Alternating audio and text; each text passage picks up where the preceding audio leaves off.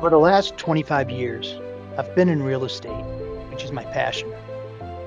Back in 2015, I started working in the family office space directly for several prominent families on their real estate portfolios. With 70% of families losing their wealth by the second generation and 90% by the third generation, I then realized that real estate would be the missing component for families, allowing them to maintain their legacy and mitigate how much wealth is lost for future generations. It was shortly after working for my first single-family office that I started interviewing successful real estate families and industry experts. These conversations, combined with my first-hand experience of working for families on their real estate investments and currently investing on behalf of families, that has allowed me to share this knowledge with other family offices, family members, and family office professionals so they too can be good stewards of wealth. I'm DJ Van Keuren, and this is Family Office Real Estate Insights from the Family Office Real Estate Institute.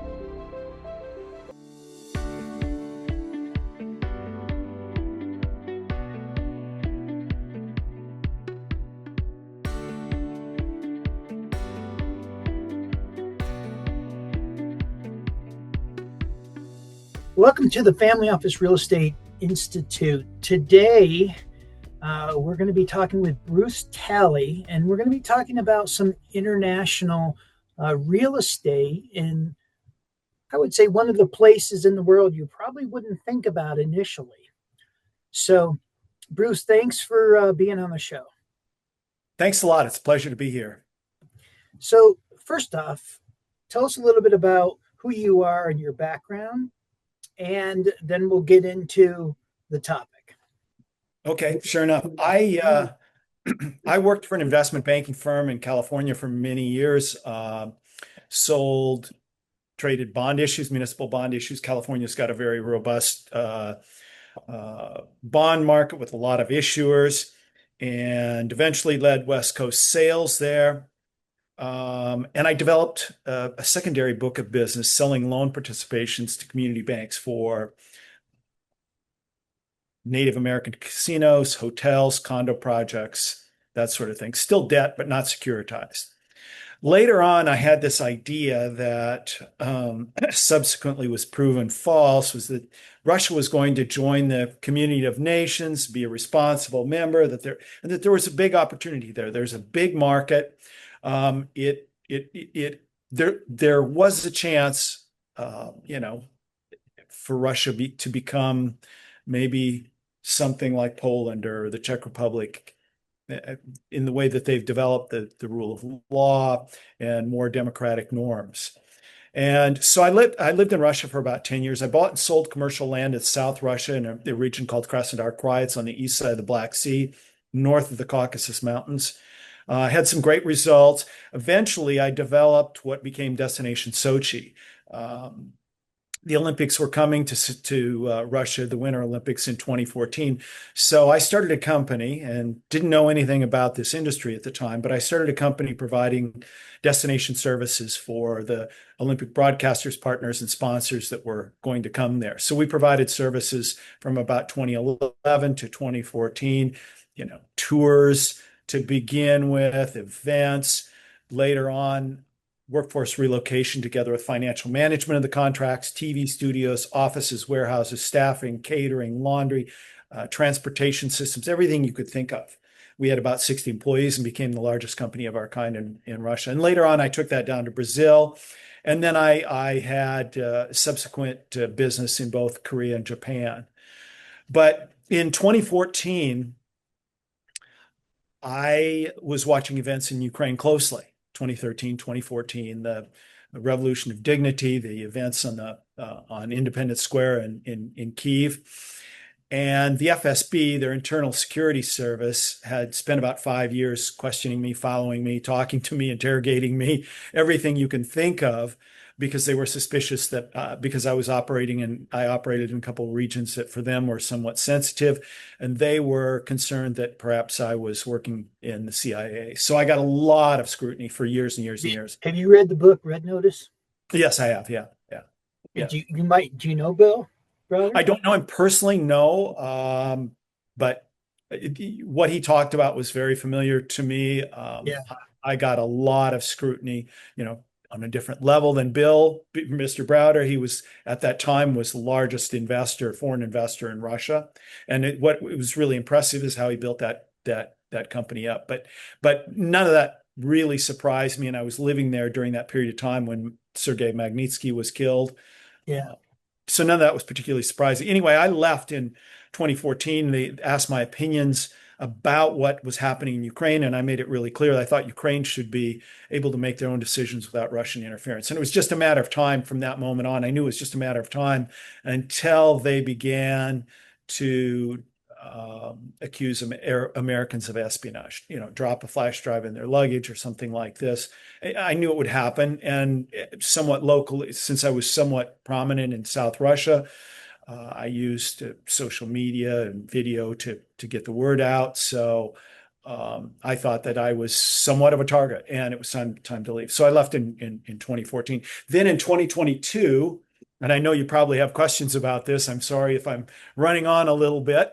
But in 2022, immediately after Russia escalated the war that they began in 2014, within, well, I say immediately, within 4 or 5 weeks, I was in Ukraine to learn what was going on. I knew a lot about Ukraine from my time in Russia. I'd been to Ukraine many, many times and was quite familiar with the country. So I've been initially, I took trauma kits and medical equipment, those kinds of things over. And I've been back very regularly since. I've started a company, Destination Ukraine, to provide destination services for the companies that relocate there. And I've also been working with investors on some projects. I've taken some tech investors over, land developers, a modular building company that's interested in setting up a factory. And then most specific to, you know, our main topic, I'm partnered with Doug Clayton of Leopard Capital to launch a private real estate fund focused on residential in Ukraine. Okay. So first off, let's talk about this destination services and company. Tell me a little bit more about what that looks like, what that involves. Um, and Yeah, because I would imagine it's the same thing in the different locations around the world, providing the same services. It's just that you're in a different location, right? So, Yep. what exactly is destination location Yeah. assistance? Great question. And it's one of those things that kind of slips under the radar and you don't really think about. Somebody else put the bee in my bonnet uh, early in the Olympic cycle before Sochi. We were in Sochi, an American investor. We were looking around at some property, and he said we were there when the bid was announced that the Russians had won for Sochi in 2014. And he looked around and he said, they're going to need so much. They're going to need porta potties. They're going to need all this. And it kind of put the bee in my bonnet. And so it's providing services. Really, for us, it's a turnkey service. So a company comes in, what do you do? Um, do you need offices? Do you need staffing? Do you need workforce relocation? What are the services? And we provided, you know, a menu of services that they can pick and choose from what they need. And of course, with the Olympics, you've got a compressed time frame, and there are these technical companies that provide the services around the Olympics: the rigging, the lighting, the timing, the video screens, you know, the broadcast systems. All of these systems, they require engineers, they require people building drywall, you know, all of this kind of stuff to usually to finish out the broadcast center, for example. And so we would provide apartments that had to be fixed to their specifics in their contracts with their employees. And we provided, not only did we provide the apartments, but we also paid for them. So we paid the taxes, the rent, utility, the Wi-Fi, everything like that. So it was kind of a turnkey service. They would come. We have folks, they need to get to work. They need laundry. They need breakfast, you know, like that. And then later when the broadcasters showed up, it was similar, more intense. They might need a TV studio. And or security and staffing and interpreters and maybe events, catering, all this kind of thing. So really it's problem solving. And of course, Ukraine is going to be faced with a very, very large reconstruction project. And so there'll be a lot of companies that will need similar services. It's kind of the same thing. Maybe they'll need work permits and building permits. Maybe they want to buy a building. They need workforce relocation. They need interpreters. They need legal. They need staffing. They might need security, transportation, all of these kinds of services. So it's kind of soup to nuts, but not every company needs each one of those services. So they're free to pick and choose.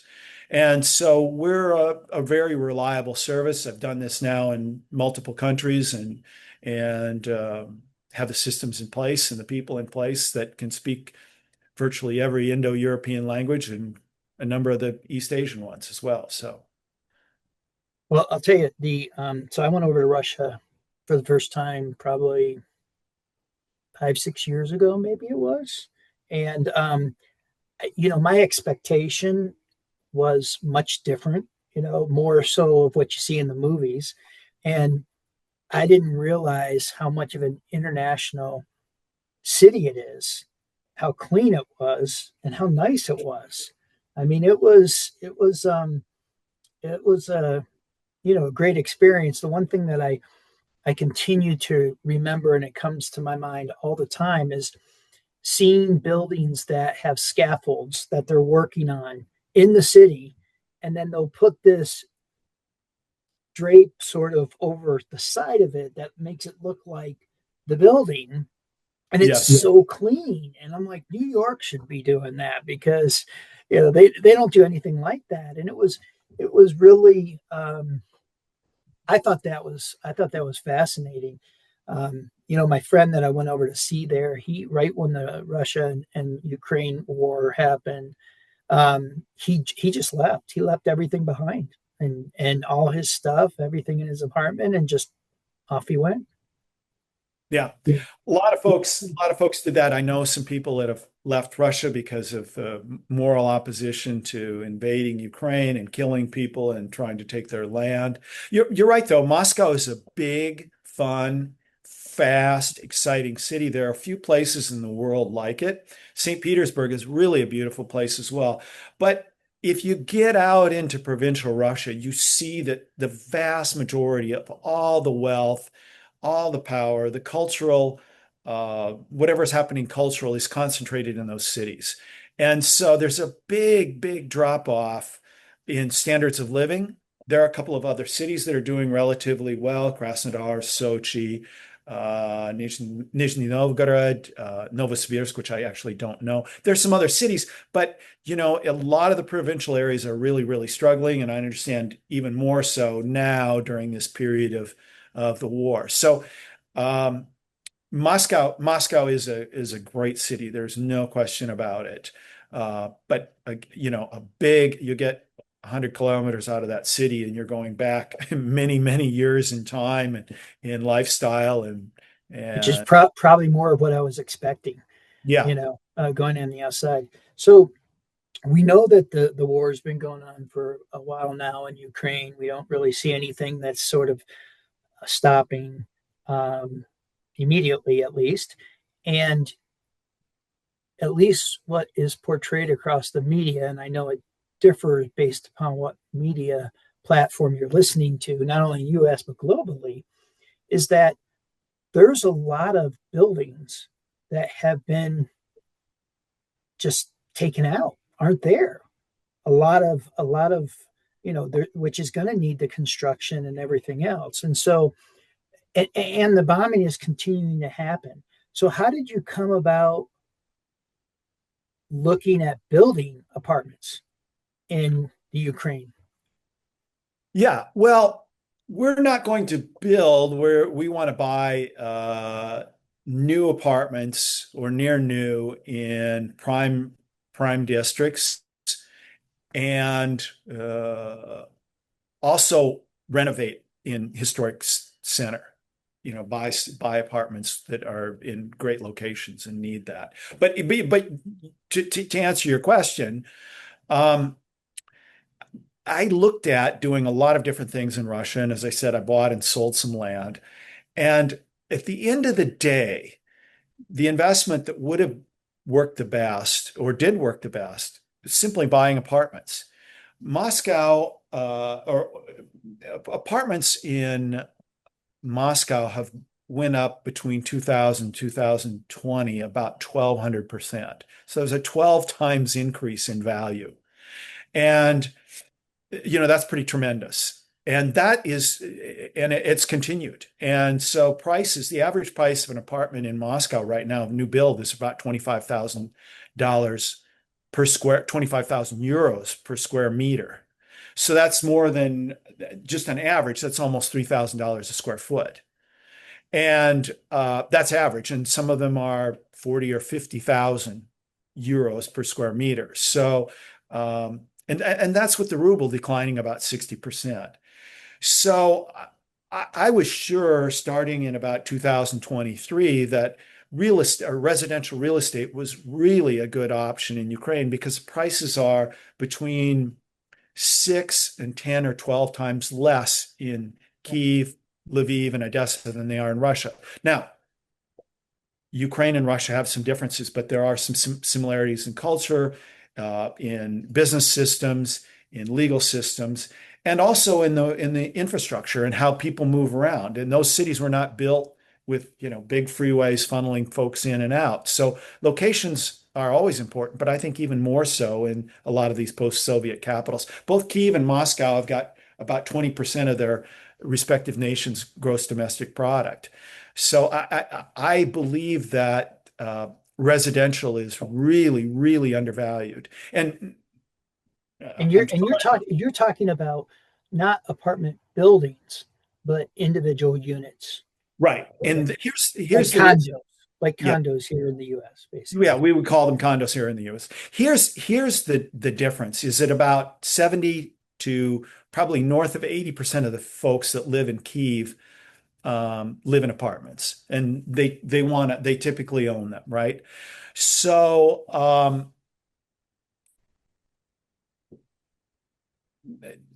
the premise is that when an apartment building is built, you don't have an owner of a multifamily project who's, like Fairfield or some other company that builds or buys a 400 unit apartment complex and then leases them all out.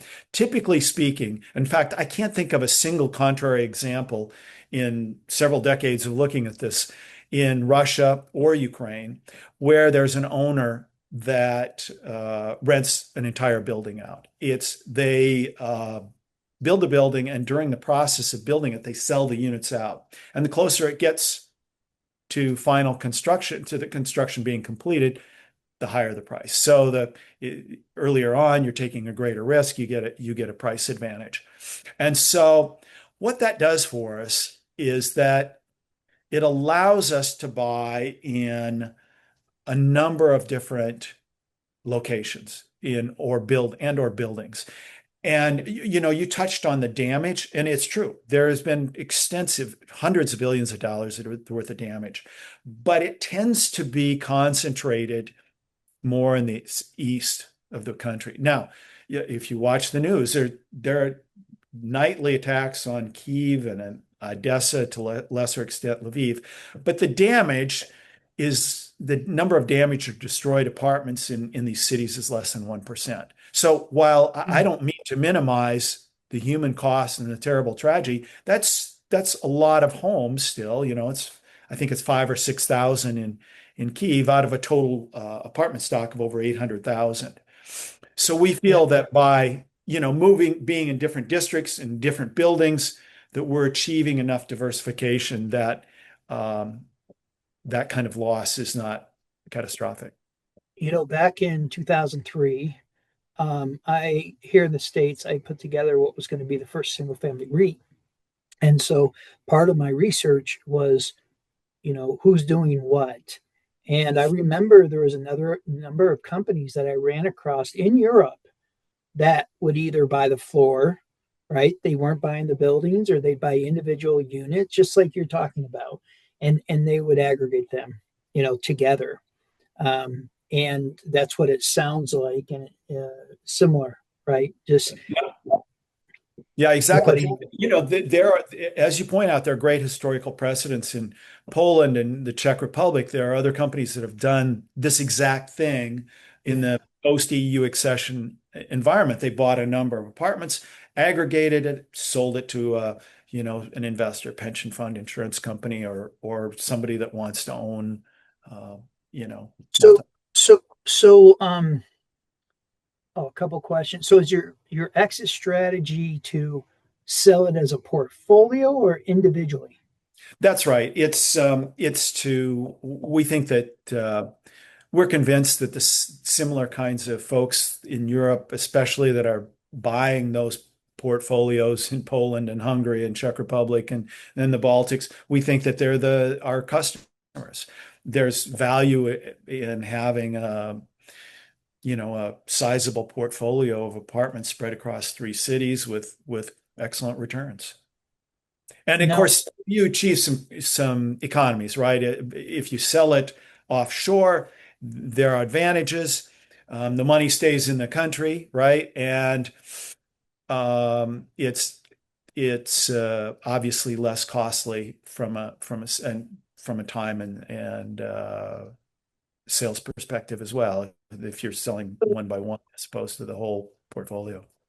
Now, when I lived in Vietnam, there was an issue having to do with ownership, and that happens in a number of countries, right? Where you have to have a partner, either to do business to be there, right? Or ownership has to be a certain percentage, 5149. Can foreigners purchase these properties, or do you actually need a partner? That's a great point, and I know that that's the case in a number of countries, especially in Southeast Asia. In Ukraine, you can hold an apartment as a foreigner. We'll have an onshore company or companies that own the apartments. We don't have to have a we don't have to split ownership in that way. So. Um, but it's an excellent question, and one of the reasons why I believe this is so attractive is that it's a great store of wealth. The law works very well for buying and selling apartments in Ukraine. It's where people that have money put it. It's a store of value. They can live in it. They can rent it out. And there's a lot more trust in property than there are in the securities markets. So the law works really well for buying and selling and renting apartments in Ukraine. And the contracts, our plan, we will buy these apartments, rent them out, and then as the Ukrainian economy grows, eventually it accedes to the EU, property values and rents are going to rise. But the great situation here is that all the contracts are in hryvnia but pegged to the dollar, so we're not taking a currency risk. What Okay, let's say that Russia does take over Ukraine. Ukraine says fine or whatever, not fine, but I mean, they end up including it in their, as part of Russia, right? Yeah, Which he's trying to do, I believe. And so, how would that impact everything that you're working on? well, I fear it would be, a catastrophe for not just us, but the Ukrainians. And so I don't think that is a risk. I don't think it's a particularly strong risk. In nearly 4 years of war, they haven't really gained much territory from what they were controlling in 2022. So I don't believe that there's a high likelihood that they'll be in Kyiv, Odessa, and or Lviv. I just don't think that it's a risk, but I think a relatively low percentage, like low single digits, that they get to those cities. There's still a number, all these cities are some distance away from the front lines. The Russians haven't been able to cross the Dnieper at Kherson since 2000. I can't remember what it's 2022 or 2023 when they pushed them back across the river. So that's the closest. And when you're in Odessa, we were in Odessa at the end of August and early September. It's really interesting because people are living, working, vacationing, getting married, other than, and again, not to minimize the human tragedy here, but they're building apartments right now in every one of these cities, significant numbers. Now the construction has dropped off to about 45% of pre-war levels. But if you and I went there now, I could show you a number of buildings that are in Odessa that are being constructed. And so I think that that's a risk, but I think it's more than priced into the discount. Did what's the chance, or how how close has Russia gotten to the city center? In 2022, they were at an airstrip just outside of Kyiv. And there were a lot of atrocities committed in Irpin and Bucha, which are suburbs of Kyiv. So they were relatively close at that point in time, but they haven't been anywhere near there since then. Right now, they're hundreds of miles away.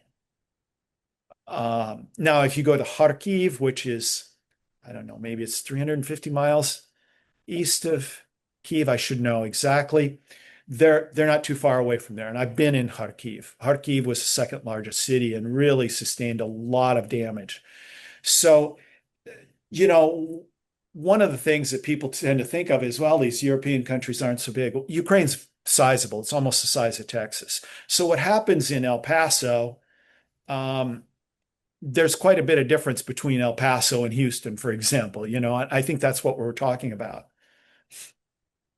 In Lviv, I believe out of a housing stock of about 280,000 apartments has sustained about 200 that have been lost or severely damaged. So that's a pretty small percentage. We're less than 1% in Kyiv. My best count in Odessa is about 1,200 apartments out of about 380,000. And I think that the vast majority of the damage that's happened in this war has already happened. So, yeah, undoubtedly a risk, but we think that the prices more than compensate for what that risk is, and that most of the damage in the major cities has already happened. So when did you start thinking about this thesis? 2023 is when it really came home to me, because I was looking around at these apartments and thinking, gosh, they're so inexpensive. And I watched apartments just skyrocket in Russia over the last several decades, despite the fact, and even now, prices are very high, despite the fact the ruble's down, 60% from pre-2022 levels. So despite all that, apartments are very, very expensive there. And I think that there's a great case to be made that Odessa is a more attractive place than Sochi. I lived in Sochi for a number of years, but they've got this beautiful historic center. They got sandy beaches. It's the major seaport for the country. Historic city center with architecture that, is quite beautiful. Kyiv, I believe, is going to be the cool city in the coming decade. What Berlin has been, what Barcelona was, what London is on and off as, the center for digital nomads and for young people and people that want to experience a fun cosmopolitan lifestyle. I think Kyiv is going to be the hot city in the decades to come.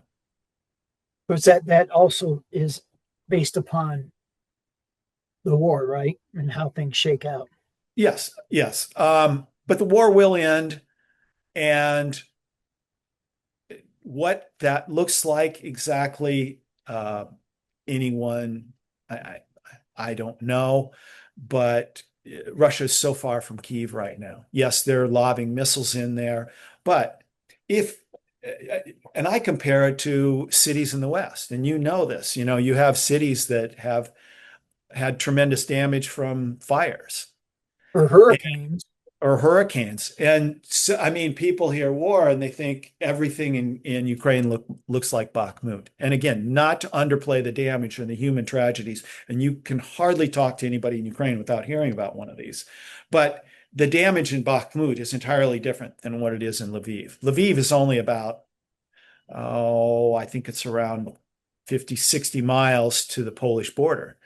And there's a lot of talk in Ukraine that there will be a great deal of infrastructure constructed around Lviv, a ring road, a new airport, new roads heading to the 8 Polish-Ukrainian border crossings.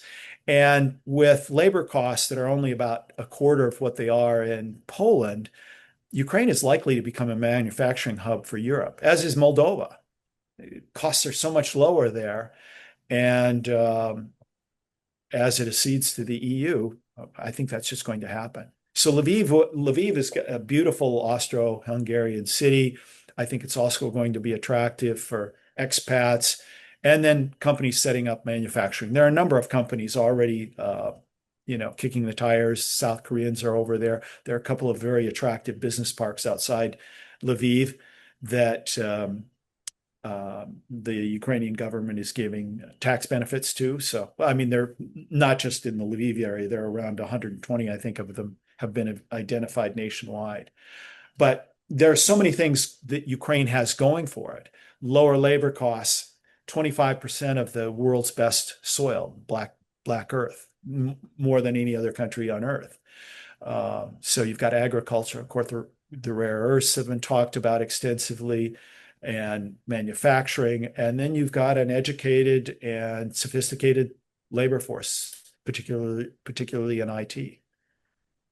Which is a big thing, right? I mean, Big thing. that's why people will go from part of the world to a different part of the world when there's economics can make better sense, right? Yep. Especially if they can get, personnel. I'll tell you, my friend had lived in probably 8, 9 different countries around the world. He worked for Colgate, and he said the best employees he ever had, the smartest, was in Russia, actually. Yeah, both countries have a lot of talented folks. Of course, a lot of those folks left Russia because of their opposition to the war or not wanting to be personally involved.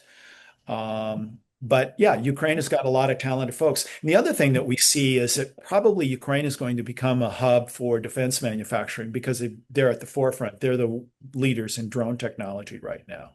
And yes. And so you see around Uzhgorod, which is along on the Slovakian border, you see a number of pharmaceutical and especially defense companies have set up production there because I don't think there's been any damage in Uzhgorod, or it's minimal from the war.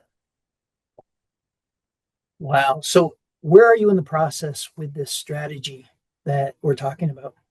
Yeah, we're in fund formation. We're looking for limited partners. We have a website up, ukraine-capital.com. Important to note that my discussion is not a offer to buy or sell securities. That's only done through legal means, as you know. But we're in that process, and we're really excited. It's some folks just hear war and gosh, but there are a lot of people that understand that post-conflict environments, this is so unique because at some point we will enter a post-conflict environment. What else is the other thing that's unique is that Ukraine is almost certainly going to join the EU. They are on fast track. France, Germany, Sweden, Poland are all big supporters of this. And then there's this wall of money that's going to hit Ukraine. So all of these factors make for a once in a generation or maybe once in a lifetime repricing of residential real estate. What about debt? Where are you going to get the debt from? And how much leverage can you actually get? We're still working that out, but our numbers are, even without leverage, are very, very attractive. So initially, we're not planning on leverage. Oh, really? So you're going 100% in? Yeah. Okay. That may change as we get there, but at this moment, we don't need leverage to have excellent returns. Well, so unlevered, what type of returns are you projecting? I got to be careful if what's the potential of middle of the road Yeah. Well, if you just look at our peer markets, Moscow apartments on average are around 8 times in price what they are in Kyiv. If you look at Odessa right now, you can buy quality apartments for either unfinished because they deliver them without floor and wall coverings and kitchens and bathrooms. Um, but they're cheaper in Odessa.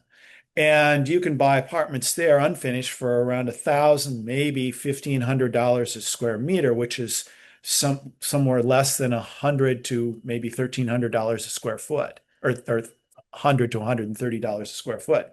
Those apartments are in Sochi. They might be between $5,000 and $6,000 a square meter, up to $25,000 or $30,000 a square meter. So you're looking at 5, 6, 8, 10 times higher prices. And we think that those are the reference points because of the similarities in infrastructure, in where money goes, how the laws work in terms of transferring real estate. So there's going to be a big re-rating. If you look at what happened in Estonia, for example, they had multiple years where residential uh, exceeded 30% growth per annum in the 2 years before joining the EU and the 2 years after.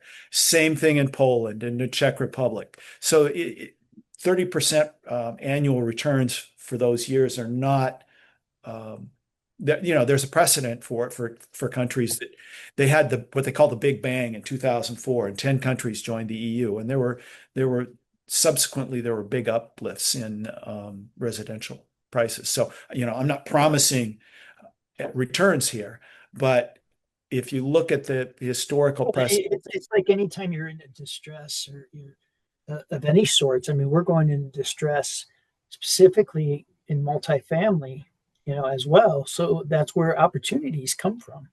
And so, just like you said, when it's fires or hurricanes, so it makes sense, right? As long as there's that fundamental to come out of it. yeah, and I really think that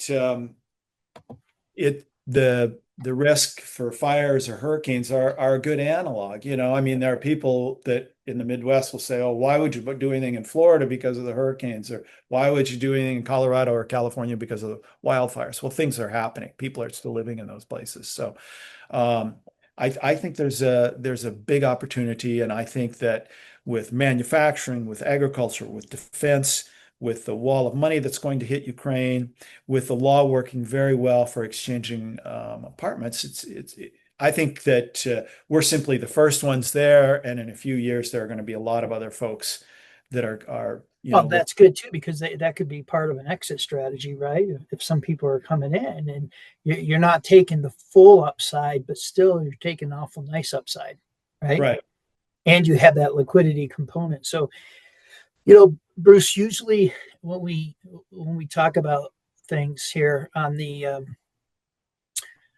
show, we really get into exactly what we're talking about from an educational perspective as well. But I do want you to mention your website again, because to me this is just so fascinating, and it's one of those you don't hear much of it, right? But it makes a lot of sense in many regards. Yeah, it's Ukraine-capital.com. So you can go there and find our contact information. And my partner on this, the CEO, in fact, of Ukraine Capital, is Doug Clayton. And so he is. I've got a lot of experience in post-Soviet markets, and Doug has got a great deal of experience in private equity. He raised and managed funds for Leopard Capital in Cambodia and Haiti, and has a lot of experience in frontier markets. So, I think it's a good team. Well, good. Well, Bruce, thank you so much for being on the show, and would love to have you back,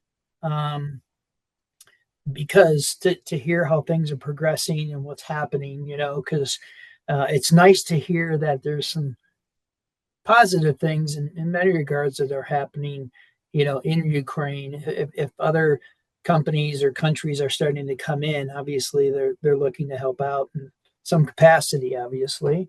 But thanks so much for being on the show. I want you to stick around for a minute here after we finish up. But yeah, keep us posted as you go, okay?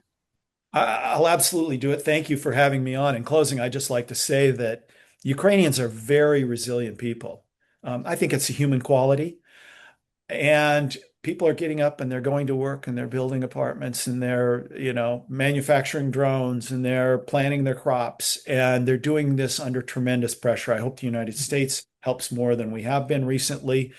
But there are other companies and other folks looking around, and now is the time to get involved. I really think so. Yeah. Yeah, but especially from a contrarian perspective, for sure. Yeah. So, all right, Bruce, thanks so much, and keep us posted, and we'll have you on again, okay? Thank you. I'll do it.